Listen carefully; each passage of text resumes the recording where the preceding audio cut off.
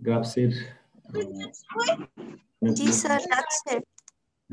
গ্রাফসের আমরা অনেকগুলোই দেখলাম, আয়তলেখ, গণসংখ্যা বহুভুজ, গণসংখ্যার রেখা, অজীব রেখা, হ্যাঁ, তারপরে দণ্ডচিত্র, ঠিক আছে। এখানে হচ্ছে একটা কালীন রেখা, কালীন কাল বা সময়ের একটা রেখা, এবং সেক্ষেত্রে 1971, 72, 73, 74 তথ্যগুলো সেটাই মোটামুটি বোঝার জন্য, এবং উৎপাদন হচ্ছে এটা। তো কালীন রেখাটা দেখো, কালীন রেখা আর এর আগে যেটা আমরা ওখানে দেখলাম যে নিচে হচ্ছে আমরা সময়টা দিয়েছি, আর বাম পাশে হচ্ছে উৎপাদন, ওয়াই অ্যাক্সিসে হচ্ছে উৎপাদন।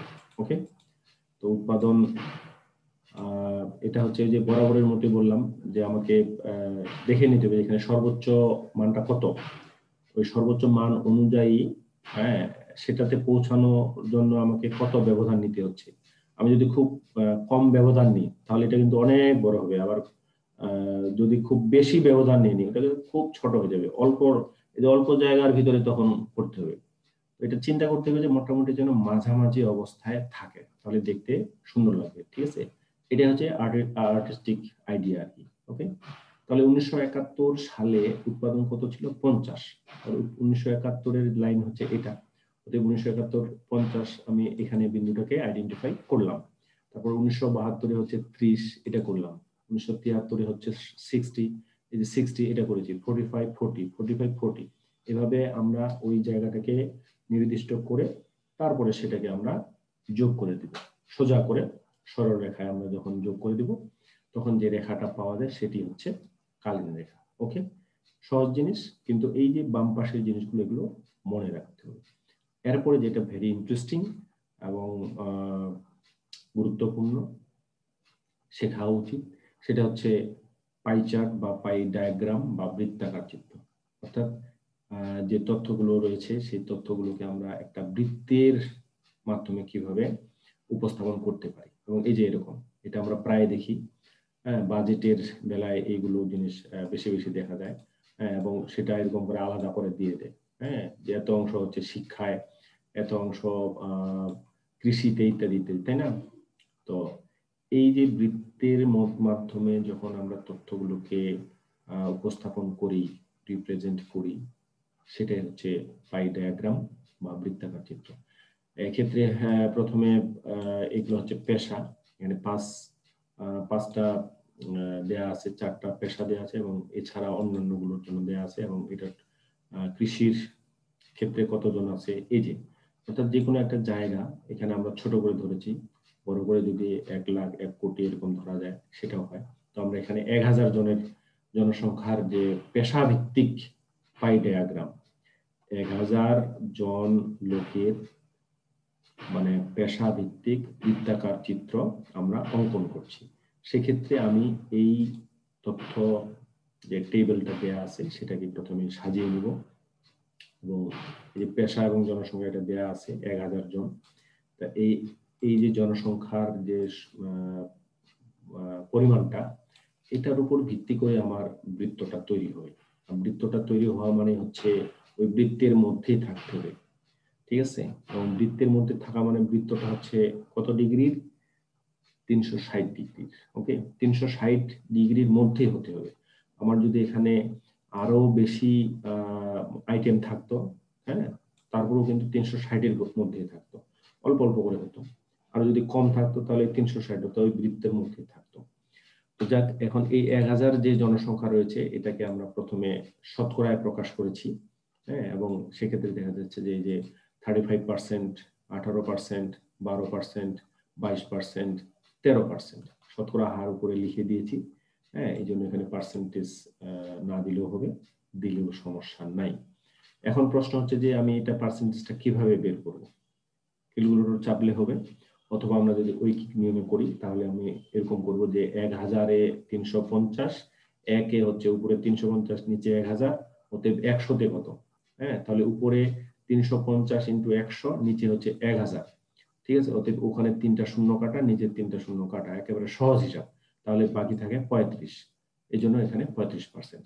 এটাকে পার্সেন্টেজে শতকরায় পরিণত করার জন্য। ওকে, এখন শতকরায় প্রকাশ করার পরে কি পেতে হবে, আমার 360 ডিগ্রি যে বৃত্তটা রয়েছে ওটার কত ডিগ্রি অর্থাৎ কত অংশ কৃষির জন্য আমি রাখবো, কত অংশ চাকরির জন্য, কত অংশ ব্যবসার জন্য, এটা আমাকে প্রথমে বের করে নিতে হবে। বের করতে গিয়ে যেটা করতে হবে সেটা হচ্ছে কি, আমার এই যে শতকরা হারটা বের হইলো, অথবা এটা বের না করে যদি সরাসরি আমি এখান থেকে চিন্তা ভাবনা করি, অনেক সময় আবার এটা শতকরাটা দেয়া থাকে, এটা না দিয়ে এই শতকরা অংশটা দেয়া থাকে। যদি শতকরাটা দেয়া থাকে তাহলে সরাসরি আমি এই অংশটাতে চলে যাব। অর্থাৎ এটা হচ্ছে মেইন কাজ। বৃত্তের ডিগ্রি কত হবে সেই ডিগ্রিটা নির্ণয় করাটা হচ্ছে মেইন কাজ। হ্যাঁ, তো সেক্ষেত্রে আমি কি করব, যে 35কে 100 দিয়ে ভাগ করে 360 দিয়ে গুণ করব। এটা খেয়াল রাখতে হবে।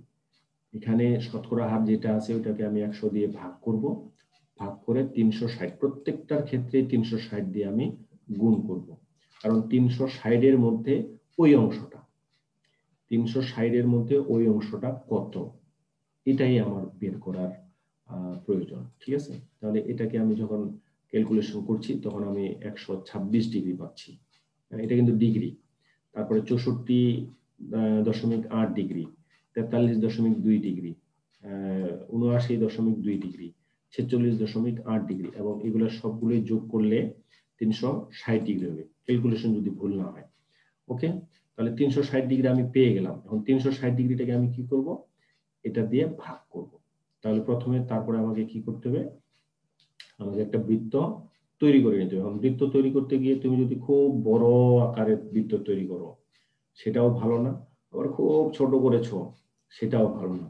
অতএব ওখানে দেখতে হবে যে আসলে বৃত্তটা কোন আকৃতির হলে মানানসই হবে, দেখতে ভালো লাগবে, হ্যাঁ, পছন্দনীয় হবে, সেটা তৈরি করার পরে, এবং এটার ক্ষেত্রে আমার চাঁদা লাগবে। অতএব এই যে পরিসংখ্যান পরীক্ষার দিন জ্যামিতি বক্স প্রয়োজন আছে।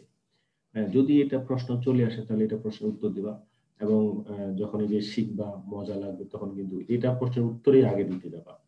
হ্যাঁ, তো প্রথমে আমি বৃত্তটা অঙ্কন করলাম, বৃত্তটা অঙ্কন করার পর বৃত্তের যে কেন্দ্র সেটাকে আমি খুব সুন্দর করে কিন্তু আইডেন্টিফাই করে দিব, কারণ ওই কেন্দ্রটাকে কেন্দ্র করেই আমার কোন যে ডিগ্রিগুলা বা 360 ডিগ্রি আমি ভাগ করব। তারপর সেখানে আমি চাঁদা বসাই দিব, চাঁদা, জ্যামিতি বক্সে কিন্তু চাঁদা আছে, চাঁদা বসিয়ে দিয়ে, হ্যাঁ, যদি জানা থাকে তাহলে ভালো, জানা না থাকলে এটা একটা প্রসেস আছে। তো চাঁদা বসিয়ে দিয়ে আমি এই যে ডিগ্রিটাকে পরিমাপ করব। ঠিক আছে, এটা পারবো না, জনগণ কি বলে, সেটা পারতে হবে। চাঁদা বসিয়ে দিয়ে, ঠিক আছে, চাঁদাটা এখানে বেশ সুন্দর করে বসাবো।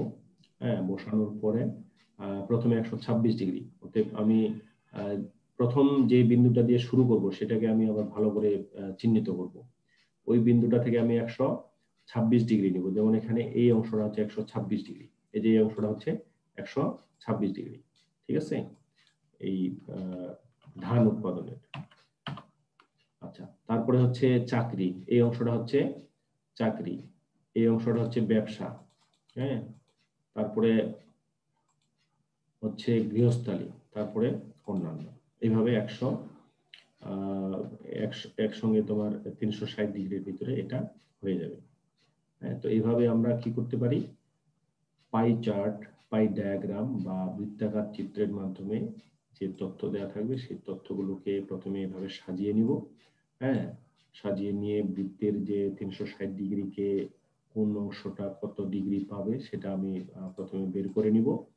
হ্যাঁ, এই নিয়মে, এবং বের করে নেওয়ার পরে তারপরে বৃত্ত আর্ট করব। বৃত্ত আর্ট করে সেখানে আমি চাঁদা বসিয়ে দিয়ে কোনটার জন্য কত ডিগ্রি হয় সেইটাকে আমি আইডেন্টিফাই করে, এভাবে কিন্তু আমাকে কেন্দ্র পর্যন্ত যোগ করে দিতে হবে। এই যে রেখা টেনে যোগ করে দিয়ে ওগুলো আবার আলাদা আলাদা রঙে রাঙায়িত করতে হবে। ঠিক আছে, তো রং থাকলে রং, না থাকলে তোমার ওই যে পেন্সিল দিয়ে আলাদা আলাদা করে আমি তৈরি করে নেব। ঠিক আছে, তো এইভাবে আমরা পাই চার্ট অঙ্কন করতে পারি।